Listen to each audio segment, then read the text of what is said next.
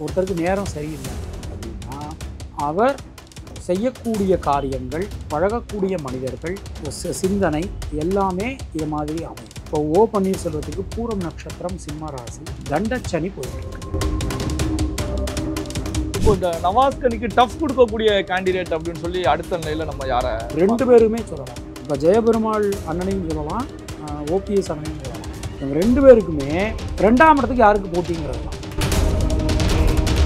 இப்போ இந்த தொகுதியை பொறுத்த வரைக்கும் ஓபிஎஸ் அவர்களுக்கு ராமநாதபுரம் தொகுதி கை கொடுக்காது. கிடைச்சதுன்னா சந்தோஷம், கிடைச்சதுன்னா ரொம்ப டஃப்பாக இருக்கும். அவங்களுக்கு இந்த கிரகங்கள் எதுவுமே.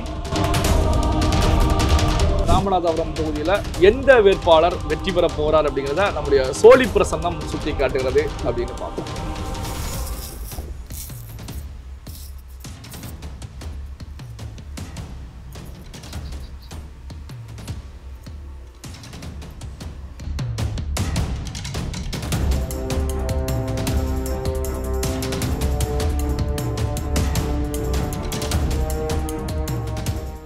ரியல் ஒன் வாய்ஸ் நேயர்களுக்கு வணக்கம். இன்று நம்மோடு பரம்பரை ஜோதிடர் பெருங்குளம் ராமகிருஷ்ணன் அவர்கள் இருக்காங்க. தொடர்ச்சியாகவே அனலைஸ் பண்ணி எடுக்கப்பட்ட தகவல்கள் பல நாட்களாக ஒவ்வொரு வேட்பாளருடைய அவர்களுடைய நட்சத்திரம் என்ன சொல்கிறது, அவர்களுடைய நியூமராலஜி எண் என்ன சொல்கிறது, சோழி பிரசன்னம் என்ன சொல்கிறது, இந்த அடிப்படையிலான தகவல்கள் அனலைஸ் பண்ணி எடுக்கப்பட்டு நம்முடைய ரியல் ஒன் வாய்ஸ் நேயர்களோடு தொடர்ச்சியாக பரம்பரை ஜோதிடர் பெருங்குளம் ராமகிருஷ்ணன் அவர்கள் பகிர்ந்துகிட்டே இருக்காங்க.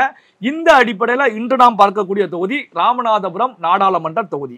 ராமநாதபுரம் நாடாளுமன்ற தொகுதி இதுவும் ஒரு ஸ்டார் தொகுதி தான். தமிழகத்துடைய முன்னாள் முதலமைச்சர், அதிமுகவை கைப்பற்ற மிகப்பெரிய அளவில் போராட்ட களம் கண்டிருக்கக்கூடிய ஓபிஎஸ் அவர்கள் தனி சின்னத்தில் களம் கண்டிருக்காங்க. அதே நேரத்தில் சிட்டிங் எம்பியாக இருக்கக்கூடிய நவாஸ்கனி அவர்கள் திமுக கூட்டணி சார்பாக மீண்டும் ராமநாதபுரத்தில் களமிறங்கி இருக்காங்க.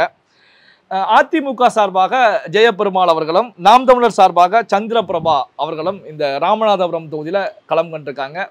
ஓபிஎஸ் களமிறங்கி இருப்பதன் மூலமாக இந்த தொகுதி என்ன ஆக போகிறது, யாருக்கு வெற்றி வாய்ப்பு அப்படிங்கிற எதிர்பார்ப்பு தமிழகம் முழுவதுமே இருந்துட்டு இருக்கு. என்ன அப்படின்னா, இதில் வெற்றி பெற்றால் தான் ஓபிஎஸ் தன்னுடைய இருப்பை மக்களுக்கு தெரியப்படுத்த முடியும். அடுத்து இபிஎஸ்க்கு எதிராக ஒரு போரை தொடரணும் அப்படின்னா அதற்கான ஒரு நிலையாக இது பார்க்கப்பட்டு இருக்கு. இந்த ராமநாதபுரம் நாடாளுமன்ற தொகுதியில் யாருக்கு ஆன்மீக ரீதியாக நட்சத்திரத்தின் அடிப்படையில், நியூமராலஜி அடிப்படையில் வெற்றி வாய்ப்பு பிரகாசமாக இருக்கிறது? ராமநாதபுரம் அப்படின்னு நம்ம எடுத்துக்கிட்டோம்னா அதனுடைய எண் 9-7. இதில் நவாஸ்கனி 7-7, ஜெயபெருமாள் 1-7, ஓ பன்னீர்செல்வம் 8-5, சந்திரபிரபா 4-1. இதான் எண் அடிப்படையில் வருது. இதில் நவாஸ்கனிக்கு ஒரு அற்புதமான ஒரு வாய்ப்பு இந்த தேர்தலில் காத்துக்கிட்டு இருக்கு. ரெண்டுமே 7-7 அப்படின்னு வர்றதுனாலயா? 7-7. ராமநாதபுரத்தினுடைய எண்ணே 7. அடுத்தது ஜெயபெருமாள் 1-7. அதாவது 1 இந்த 7ஆம் எண்ணுக்கு பகை, 4ஆம் எண்ணுக்கும் பகை 1. அப்போ இவருடைய இதில் 1 நமக்கு இருக்குது. ஸோ அது ஒரு பன்னீர்செல்வத்தை பொறுத்தவரை 8-5. அது ஓரளவு நமக்கு இதில் சப்போர்ட் நல்லபடியாக பண்ணும். இப்போ சந்திரபிரபா பகையாகி போச்சு. 7-4 ஆப்போசிட் கண்ணாடி 180 டிகிரி. அது ரைட். இப்போது நவாஸ்கனி அனுஷம் நட்சத்திரம் விருச்சிக ராசி, ஜெயபெருமாள் பூரம் நட்சத்திரம் சிம்ம ராசி, பன்னீர்செல்வம் பூரம் நட்சத்திரம் சிம்ம ராசி, சந்திரபிரபா திருவாதிரை. சந்திரபிரபா நம்ம தனியாக எடுத்து வச்சிடலாம். இப்போது 2 பேருமே பூரம் நட்சத்திரம். இதில் ஜெயிக்க போகிறதுங்கிறது அனுஷம் தான் ஜெயிக்க போகிறது. நவாஸ்கனி தான் ஜெயிப்பதற்கான வாய்ப்புகள் அதிகம். இப்போது ஒருத்தருக்கு நேரம் சரியில்லைன்னு வச்சுக்கோங்களேன். ஒருத்தருக்கு நேரம் சரியில்லை அப்படின்னா அவர் செய்யக்கூடிய காரியங்கள், பழகக்கூடிய மனிதர்கள், சிந்தனை எல்லாமே இது மாதிரி அமையும். இப்போ ஓ பன்னீர்செல்வத்துக்கு பூரம் நட்சத்திரம் சிம்ம ராசி, கண்டச்சனி போயின்னு இருக்கு. ஜெயபெருமாள் பூரம் நட்சத்திரம் சிம்ம ராசி, கண்டச்சனி போயின்னு இருக்கு. 2 பேருக்குமே கண்டச்சனி போய்கிட்டு இருக்கு. அப்போ இதில் இப்போ அனுஷம் நட்சத்திரத்துக்கும் அர்த்தாஷ்டம சனி போய்கிட்டு இருக்கு. ஆனால் இந்த அளவுக்கு இல்லை வீரியம். இப்போ இவாளுக்கு 90 வச்சுக்கிட்டீங்க அப்படின்னா அவருக்கு 60 தான். நேரம் சரியில்லைங்கிறது 60 தான். இவருக்கு 90 இருக்குது. அப்போது இதில் இந்த போட்டியில் ஜெயிக்கக்கூடிய ஒரு விஷயம் அப்படிங்கிறது நவாஸ்கனிக்கு வந்து ஓரளவு இந்த கிரகங்கள் நட்சத்திரத்தின் அடிப்படையில் அவங்களுக்கு அனுகூலமாக அமைஞ்சிருக்கு. இப்போ இந்த நவாஸ்கனிக்கு டஃப் கொடுக்கக்கூடிய கேண்டிடேட் அப்படின்னு சொல்லி அடுத்த நிலையில் நம்ம யாரை? 2 பேருமே சொல்லலாம். இப்போ ஜெயபெருமாள் அண்ணனையும் சொல்லலாம், ஓபிஎஸ் அண்ணனையும் சொல்லலாம். இவங்க 2 பேருக்குமே 2ஆம் இடத்துக்கு யாருக்கு போட்டிங்கிறது தான். 2 பேருக்குமே போட்டி அதில் தான் அமைஞ்சிருக்கு. அப்போ 2 பேருக்கும் இடையில தான் போட்டி இருக்கே தவிர நவாஸ்கனிக்கும் இவர்களுக்கும் இடையில போட்டி அப்படிங்கிறது பெரிய அளவில் எந்த விதமான போட்டியும் கிடையாது. அனுகூலமாக இருக்கு. கிரகங்கள் நியூமராலஜி எல்லாமே அவருக்குள்ள அனுகூலமாக இருக்குது. சிட்டிங் எம்பியாக இருந்தாலும் அதிருப்தி இருந்தாலும் நேர காலம் அவருக்குள்ள சப்போர்ட்டாக இருக்குது.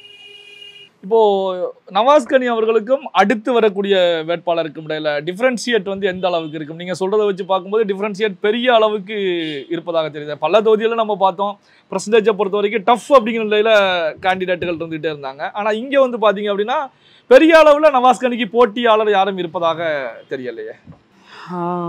இல்லை, இதில் வித்தியாசம் அப்படின்னு நம்ம எடுத்துக்கிட்டோம் அப்படின்னா ஒரு 10% வரைக்கும் நாம் வந்து சொல்லிக்கிறோம். ஸோ டோட்டல் ஓட்ஸில் வந்து 10% வரைக்கும் டிஃப்ரென்சஸ் வருவதற்கான வாய்ப்புகள் இருக்குது. அப்போ இந்த தொகுதியை பொறுத்த வரைக்கும் ஓபிஎஸ் அவர்களுக்கு ராமநாதபுரம் தொகுதி கை கொடுக்காது. கிடைச்சதுன்னா சந்தோஷம்.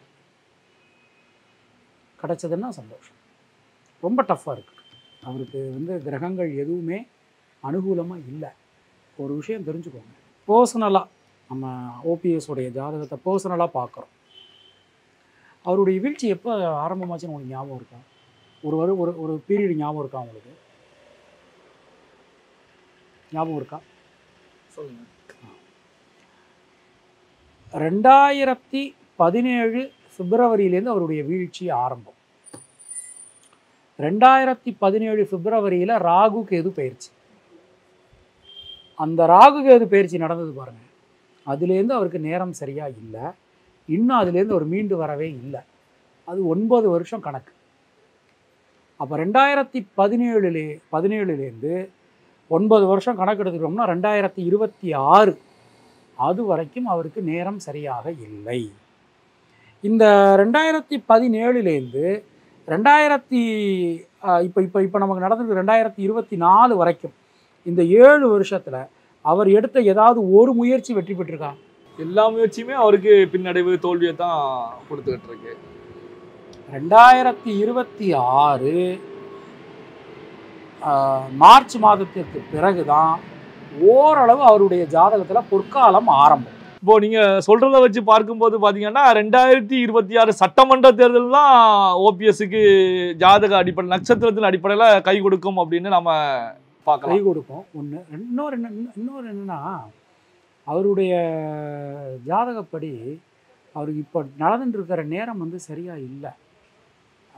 2023 செப்டம்பர்லேருந்து 2026 பிப்ரவரி வரைக்கும் அவர் உடல்நலத்தை ரொம்ப கவனமாக பார்த்துக்கணும். இப்போ வந்து இந்த தொகுதியில் ராமநாதபுரம் தொகுதியில் எந்த வேட்பாளர் வெற்றி பெற போறார் அப்படிங்கிறத நம்முடைய சோழி பிரசன்னம் சுட்டி காட்டுகிறது அப்படின்னு பார்ப்போம்.